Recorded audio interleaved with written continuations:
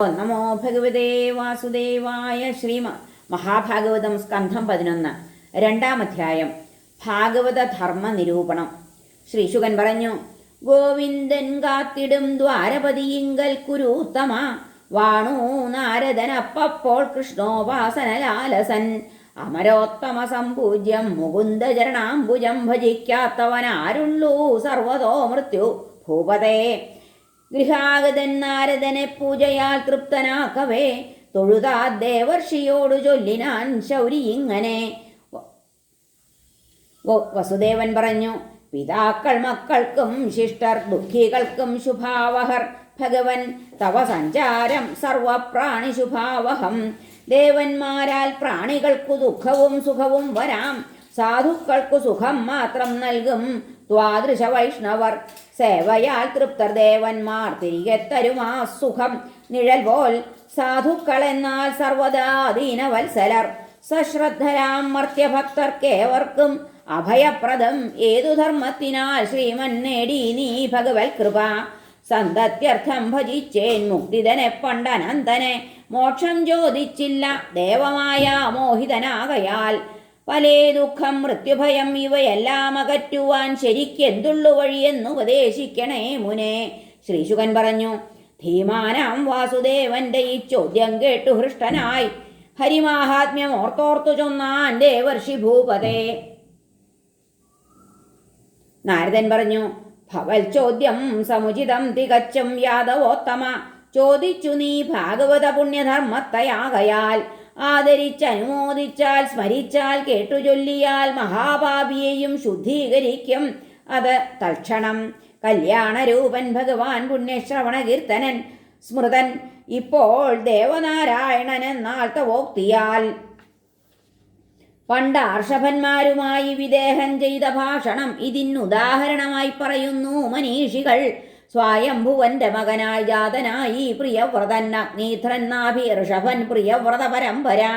ഋഷഭൻ മോക്ഷധർമ്മോപദേശാർത്ഥം ജാതനായവൻ. വേദതത്വജ്ഞരാം 100 പുത്രന്മാർക്ക് അച്ഛനാണവൻ. അവരിൽ ഭരതൻ ജ്യേഷ്ഠൻ നാരായണപരായണൻ. ഖ്യാതം ഭാരതവർഷം തന്നാമത്താൽ പരമാത്ഭുതം. ഭുക്തഭോഗനിഹം വിട്ടു കൂടുപോകി തപസ്വിയായി 3 ജന്മം കഴിഞ്ഞപ്പോൾ പൂകിനാൻ. ഭുക്തഭോഗനിഹം വിട്ടു കാടുപോകി തപസ്വിയായി 3 ജന്മം കഴിഞ്ഞപ്പോൾ പൂകിനാൻ ഹരിതൻ പദം. ഭാരതത്തിൽ നവദ്വീപം വാണാർ 9 പേരതിൽ 81 കർമ്മതന്ത്രവൃത്തി കൈക്കൊണ്ടു വിപ്രരായി. ഭാഗ്യവാന്മാർ 9 പേർ മുനിമാർ തത്വദർശികൾ ദിഗംബരർ അവിശ്രാന്തർ ആത്മവിദ്യാവിശാരദർ. അന്തരീക്ഷൻ കവിഹരി പ്രബുദ്ധൻ പിപ്പലായനൻ ആവിർഹോത്രൻ ദ്രുവിണൻ ആചമസൻ കരഭാജനൻ. അവരീ ഭഗവദ്രൂപം വിശ്വം സദസദാത്മകം അനാത്മേതരമായി കണ്ടു സഞ്ചരിച്ചു മഹീതലം. എങ്ങും സ്വതന്ത്രഗതിയാം സുരസിദ്ധ സാധ്യ ഗന്ധർവ യക്ഷ നരകിന്നര ഭോഗിമാരെ ദർശിച്ചു നീങ്ങി. മുനിചാരണഭൂതനാഥ വിദ്യാധര ദ്വിജപശുക്കളെയും യഥേഷ്ടം. അജനാഭത്തിൽ ജനകൻ ഋഷിസത്രം നടത്തവേ യദൃച്ഛയായ അവിടെ ഈ നവയോഗികളെത്തിനാർ. ഭക്തോത്തംസങ്ങളെ സൂര്യന്മാരെപ്പോൾ കണ്ട വേളയിൽ ത്രേതാഗ്നിയൊത്തെഴുന്നേറ്റു വിപ്രരും യജമാനരും. നാരായണവരന്മാരാം നവയോഗികളെ ക്രമാലിരുത്തി വേണ്ട പോൽ പൂജിച്ചാനുടൻ ജനകൻ പ്രിയാൽ. തേജസ്സാൽ സനകാദിക്കു തുല്യരീ 9 ചോദിച്ചു പരമപ്രീതൻ ജനകൻ വിനയാന്വിതൻ. ജനകൻ പറഞ്ഞു: ഭഗവാൻ വിഷ്ണുവിൻ പാർഷദന്മാരായി കാണുന്നു നിങ്ങളെ. ചരിക്കുമല്ലോ ലോകക്ഷേമാർത്ഥം പാർഷദരങ്ങനെ. ക്ഷണഭങ്കുരമീ മർത്യജന്മം പ്രാണിക്കു ദുർലഭം. അതിലേറെ ദുർലഭമീ വൈകുണ്ഠ പ്രിയദർശനം. എന്തുള്ളൂ പരമക്ഷേമം അരുളിച്ചെയ്ക അപാവരെ. ക്ഷണാർത്ഥ സത്സംഗം പോലും സംസാരിക്കും മഹാനിധി. ഏതിനായി ഭഗവാൻ അർത്ഥിക്കേകുന്നു സ്വശരീരവും. അർഹിക്കില്ല ഭാഗവത ധർമ്മം കേൾക്കാൻ കൊതിപ്പു ഞാൻ. നാരദൻ പറഞ്ഞു: വിദേഹനേവം ചോദിക്ക ശ്രീമൻ. ആ നവയോഗികൾ സദസ്യ ഋത്വിക് ദ്വിജ നൃപന്മാരെ വന്ദിച്ചു ചൊല്ലിനാർ. കവി പറഞ്ഞു: സർവത്ര നിർഭീകത അച്യുതന്റെ പാദാംബുജോപാസനയാണു നിത്യം. ഉദ്വിഗ്ന ബുദ്ധി ഉദ്വിഗ്ന ബുദ്ധിക്ക് ഉടലിൽ ഭ്രമത്താൽ ഉണ്ടായ ഭീനീങ്ങിടുമന്നിഹത്തിൽ അജ്ഞർക്കുടൻ ജ്ഞാനസിദ്ധിയുണ്ടാവാൻ ഭഗവൻ മുഖാൽ ജാതമാണി ഭാഗവതധർമ്മം എന്നു ധരിക്കുവിൻ. അതിനെ താൻ ആശ്രയിച്ചാൽ വരാ വിഘ്നമൊരിക്കലും. കണ്ണടച്ചോടിയാലും കാൽ തെറ്റില്ല, വീഴുകില്ലവൻ.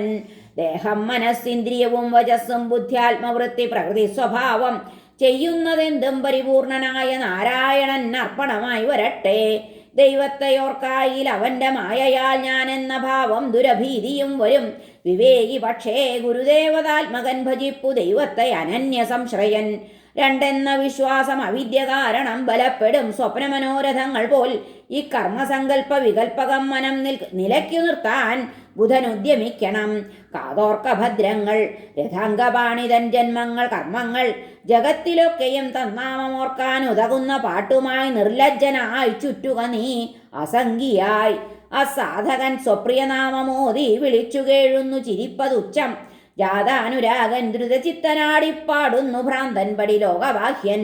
വിൺവായു തീ നീർമഹി താരകങ്ങൾ നാനാവിധം പ്രാണികൾ ദിഗ്ദ്രുമങ്ങൾ ആറാഴി എന്തും ഭഗവത് ശരീരമെന്നോർത്തനന്യൻ പ്രണമിച്ചിടുന്നു. സുഭക്തി ദൈവാനുഭവം വിരക്തി മൂന്നും ലഭിക്കുന്നതു ഭക്തി മൂലം. ഉണ്ണുന്നതൊറ്റക്കവളം വിശപ്പുമാറുമ്പോഴേക്കും ബഹുതുഷ്ടി പുഷ്ടി.